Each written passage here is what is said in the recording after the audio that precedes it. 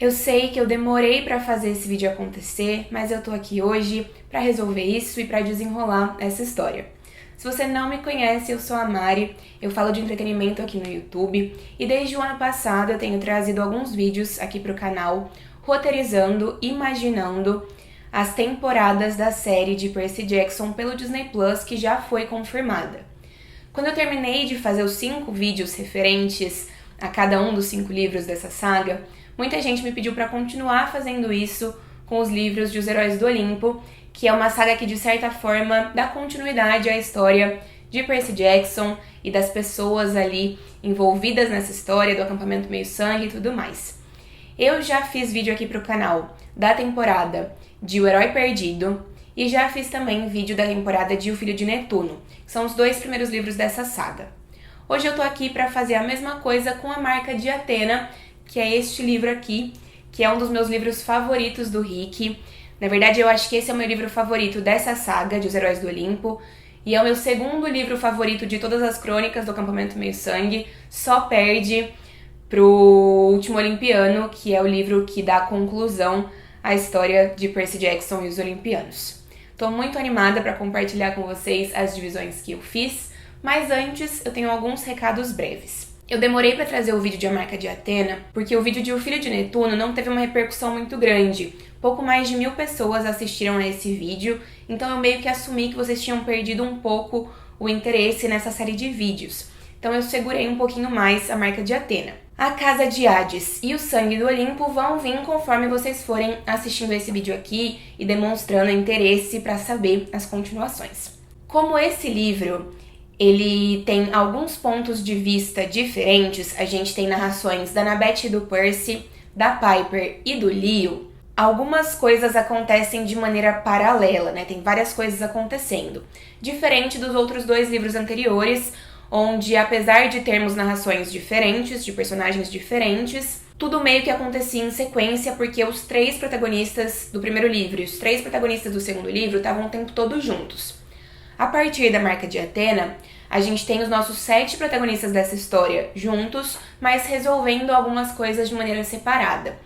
Então, eu vou explicando como eu fui organizando as coisas. Dessa vez eu não vou ficar focando muito no número de páginas, porque eu misturei algumas coisas. Eu vou sim colocar as páginas na hora que eu for iniciar cada episódio na tela de vocês aqui no vídeo, mas eu vou me desprender um pouquinho disso, porque eu acabei misturando algumas coisas, reorganizando as coisas de outras formas, e a gente vai conversando em cada episódio, eu vou explicando pra vocês.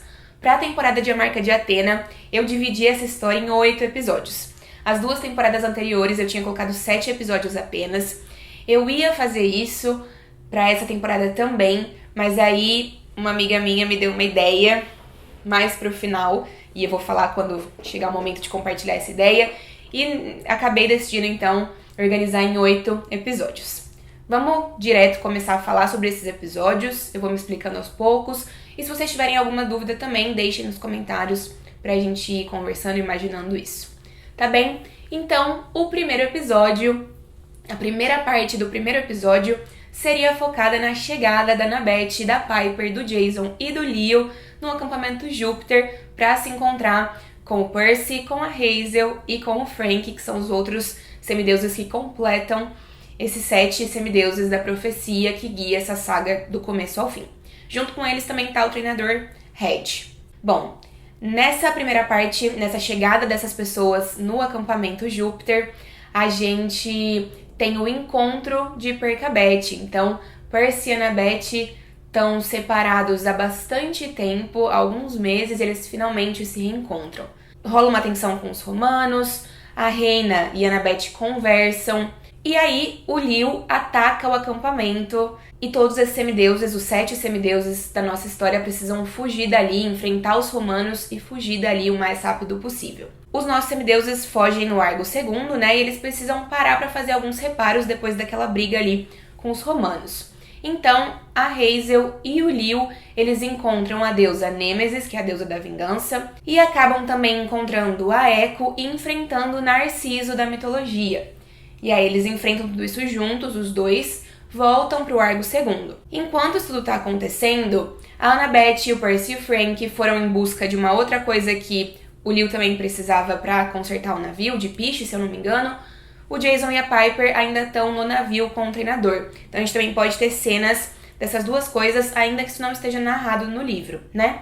Então os 7 se reencontram no Argo II e eles decidem seguir pro Kansas porque a Piper viu na adaga dela, ela teve uma visão na adaga dela de que era para onde eles deveriam seguir. Então o primeiro episódio acaba. No segundo episódio, os nossos semideuses chegam no Kansas e aí o Jason, a Piper e o Percy vão encontrar Baco, porque, pelo que a Piper viu, é ele que vai ajudá-los em algumas coisas da missão. Eles encontram Baco, ele não ajuda tanto assim, mas dá umas dicas pra eles. E aí, quando estão quase indo embora, o Percy e o Jason são possuídos por Eidolons. E é a Piper que precisa dar um jeito ali de resolver a situação e salvar os amigos e levá-los de volta pro navio. O Blackjack ajuda ela nisso. E aí os 7 entendem que foi isso que aconteceu com o Liu lá no acampamento Júpiter no episódio anterior. Com a ajuda da Hazel, a Piper expulsa os Eidolons que estavam ali no navio e nos seus amigos. As coisas continuam, o Percy sonha com o Nico e com os gigantes, os 2 irmãos gêmeos gigantes que são importantes nessa história. A gente tem a cena de Percabeth nos estábulos, na verdade, né, que é super icônica também. E aí depois disso, o Percy, o Frank e o treinador Hedged tentam encontrar uma ajuda que o Baco disse, que o deus Baco disse que eles encontrariam em Atlanta. Eles vão para um aquário e conhecem Forces e Seto, mas era uma armadilha e eles precisam se virar ali também, resolver tudo e fugir. Então eles voltam pro navio, fogem todos juntos e eles já percebem que eles estão sendo seguidos por águias romanas, mas eles não têm muito o que fazer nesse momento, então eles seguem viagem e o episódio de novo acaba. Esse é o segundo episódio. O terceiro episódio ele começa com o Frank pedindo ajuda da Annabeth para entender as algemas chinesas que o Liu tinha mostrado para ele no episódio anterior, se eu não me engano.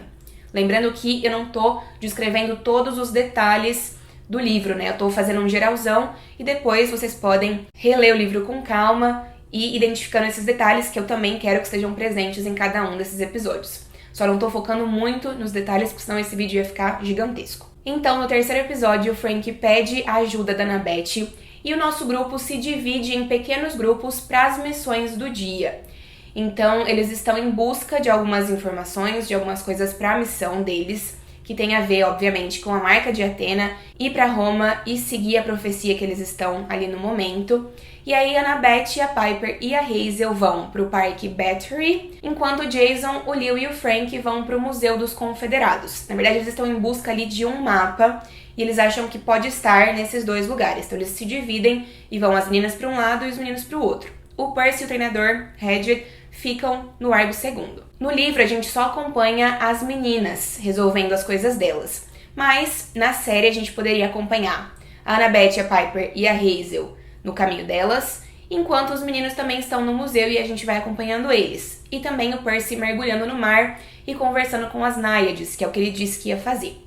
Mas o foco é na Annabeth, na Piper e na Hazel encontrando Afrodite, que revela para elas que o mapa está no Forte Sumter. Mas enquanto elas conversam ali com Afrodite, os romanos alcançam os nossos heróis. E aí, todos eles precisam enfrentar o Octavian, a Reina e os outros semideuses que estão ali junto com eles. A Annabeth joga a adaga dela no mar e o Percy aparece para ajudar, essa cena é ótima. E os 7 precisam ali lutar contra os romanos. O Frank, o Liu e o Jason voltam, a gente acompanha tudo isso. A Annabeth enfrenta a Reina e a Reina deixa ela sair logo depois de pegar o mapa. Então ela vai pegar o mapa, a Reina aparece, as duas se enfrentam e a Reina deixa ela ir. Então todos eles fogem, saem correndo e a gente acompanha também alguns momentos ali pós-fuga, né? Eles se organizando e pensando nos próximos passos. No episódio 4, algumas coisas importantes acontecem para além de coisas que são mais detalhes, né?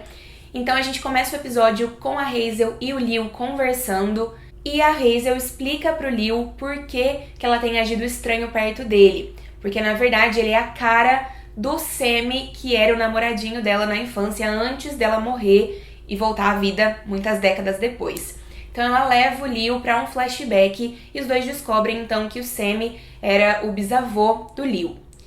Logo depois disso, o navio é atacado por um monstro que parece um camarão gigante, que que o Rick chama de Camarãozilla, fazendo referência a Godzilla, né? Os 7 enfrentam esse monstro e aí Hazel, Leo e Frank vão parar no fundo do mar e encontram os meio-irmãos do Kieron, né? Os 3 conversam com Beatus e Aphros, que ajudam eles com algumas coisas e algumas informações referentes à missão. Enquanto isso está acontecendo, a gente sabe que os outros 4 semideuses estão procurando os amigos lá de cima. Então eu pensei que isso podia ser intercalado. Enquanto a gente vê a Hazel, o Leo e o Frank conversando no fundo do mar, Percy, Annabeth, Piper e Jason estão lá em cima tentando encontrar os amigos e também lidando com outros ataques no navio, talvez. Logo em seguida também a gente tem um sonho do Percy com os gêmeos gigantes de novo e ele começa a entender o que é que tá aguardando a Annabeth, já que ela é a líder dessa missão, a missão é sobre ela acima de tudo, né? Então todos eles depois disso voltam pro Argo II e eles têm uma longa conversa onde eles de fato compreendem várias coisas sobre a marca de Atena, o que é que eles estão procurando, que o objetivo é encontrar a Atena Parthenos e que eles vão ter que ir mesmo para Roma e que as coisas estão lá, e enfim, todas essas conclusões são feitas e a Annabeth começa a falar um pouco sobre o que ela já imagina que vai esperar ela no final dessa missão. O episódio 5 começa com o Argo II e os nossos semideuses chegando no mar Mediterrâneo. O Jason e a Piper encontram Hércules, precisam enfrentar Aquilo. Gente, tem uns nomes assim que eu não sei pronunciar mesmo, me perdoem. Mas enfrentar ali o que o Hércules pede pra eles enfrentarem, pegar o chifre desse inimigo do Hércules, enfim. E aí depois disso, a Piper e o Jason decidem enfrentar o Hércules também, e é quando a Piper consegue a cornucópia dela que libera vários alimentos, né? Então eles saem correndo, se comunicam com os semideuses e eles fazem uma fuga pelo ar, meio que enganando Hércules ali. Eles seguem caminho e o navio é atacado pelo Chrysaor, que é filho da Medusa com Poseidon, né? Então ele é meio irmão do Percy. O Percy consegue salvar todo mundo e por conta disso ele faz um tributo ao Senhor D, ao Dionísio, ao Baco. Então o Percy sonha com a Gaia também e os semideuses finalmente chegam em Roma. A gente vai acompanhar nesse momento Percabete dando uma voltinha em Roma, tendo um date em Roma. Acho que a gente merece alguns mimos nesse episódio. Enquanto Percabete está em Roma, Leo, Frank e Hazel estão passeando por Roma também, tentando encontrar o Nico. E já Zipper, Jason e Piper estão no navio. É Jazipper que se pronuncia? Eu sempre pronuncio Jazipper. No final do episódio, Tiberino e Rhea encontram o Percy e a Annabeth e guiam a Annabeth pro início da missão dela. Eu acho que o episódio número 5 deve acabar com a Annabeth descendo pra escuridão, pro subsolo, pra dar início à sua missão. Então ela entra, ela desce as escadas que ela descreve no livro e aí o episódio acaba. Episódio número 6. Todo mundo vai estar esperando que no episódio número 6, depois da Annabeth iniciar a missão dela, a gente veja de fato o que vai acontecer com ela. Mas não é isso que a minha temporada dos sonhos pretende fazer. No episódio 6, a gente vai acompanhar os outros 6 semideuses, Percy, Jason e Piper, num contexto, Leo, Frank e Hazel, num outro contexto. A gente não vai ver nada da Annabeth, porque tudo da Annabeth vai ficar pro próximo episódio, que vai ser um episódio especial e já a gente fala dele. Então tem 2 narrativas se desenrolando no 6º episódio. Eu vou falar sobre elas 2 separadamente, mas saibam que elas devem acontecer de maneira intercalada. Então, falando do Percy, do Jason e da Piper primeiro, o Percy volta pro Argo II, encontra o Jason e a Piper, os 3 veem a localização dos gigantes na adaga da Piper e eles decidem ir de encontro aos gigantes, né? Porque é onde eles têm que ir mesmo, é a missão deles. Enquanto eles estão a caminho, eles encontram as 9 ninfas na caverna e tudo mais, eles quase morrem afogados, mas juntos eles conseguem resolver esse problema e eles seguem caminho, a gente vê eles seguindo o caminho. Mas é só isso que a gente vai ver desses 3 por enquanto, depois a gente vai continuar essa história. Enquanto isso acontece, o Leo, o Frank e a Hazel entram no panteão e a Hazel segue por um túnel porque ela tá sentindo a presença do Nico, já que eles estão procurando o Nico, né, que foi sequestrado pelos gigantes e pela Gaia e tudo mais. O Leo e o Frank ficam esperando, só que eles são surpreendidos por turistas possuídos por Eidolons. Eles têm que sair correndo, fugindo, eles encontram a Hazel e aí eles precisam enfrentar esses turistas, né? O Leo consegue usar as esferas de Arquimedes para resolver esse problema. E ele também usa um pedido que a Nêmesis, que a deusa Nêmesis, tinha dado para ele, para quando ele precisasse muito da ajuda dela.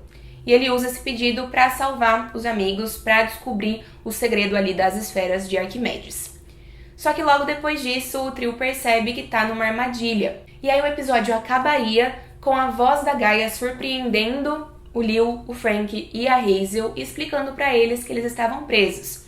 E nessa fala dela, ela também diz que naquele exato momento, a amiga deles, filha de Atena, tá lidando com seus problemas e tá quase perdendo, não tá numa situação muito interessante, né? Ela deixa claro que a Annabeth está passando por dificuldades, está enfrentando problemas. E aí isso ficaria de gancho pro próximo episódio. Acabaria com a fala da Gaia explicando essas coisas pra esse trio. E aí a gente vai pro 7º episódio, que talvez seja o meu episódio favorito, porque se tem uma coisa que eu sou, é cadelinha da Annabeth. O 7º episódio vai ser inteiramente focado na Annabeth. A gente vai acompanhar, de fato, a missão dela acontecendo. Então, nesse episódio, a gente não vai ver mais ninguém. É um episódio especial só da Annabeth.